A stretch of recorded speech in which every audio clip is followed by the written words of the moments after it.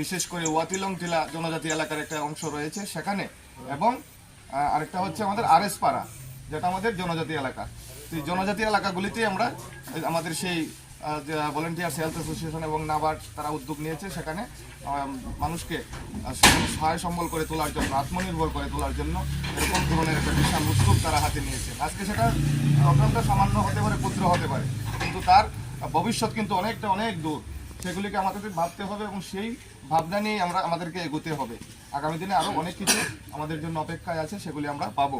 এবং আমি তাদেরকে ধন্যবাদ জানাই, অভিনন্দন জানাই ত্রিপুরা রাজ্যের চতুর্থ ব্লক হিসাবে আমাদের কল্যাণপুর ব্লককে বেছে নেওয়ার জন্য। আমি সাধুবাদ জানাবো আমাদের ত্রিপুরা রাজ্য ভলেন্টিয়ার্স হেলথ অ্যাসোসিয়েশনকে এবং নাবার্ডকে।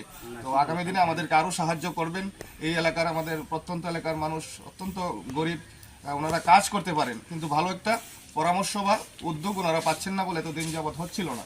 আর সেটা বিগত সরকারের সময়ও সেটা আমরা দেখিনি ওনাদের পক্ষ থেকে, সরকারের পক্ষ থেকে এরকম ধরনের কাজ করতে। তো আজকে নতুন সরকার প্রতিষ্ঠিত হয়েছে, আপনারাও এগিয়ে এসছেন, আমরাও ব্লক প্রশাসনের মাধ্যমে যতটুকু করার ততটুকু আমরা করব, সাহায্যের হাত বাড়িয়ে দেব। এই কথাগুলি বলে সবাইকে আবারও শ্রেণীভেদে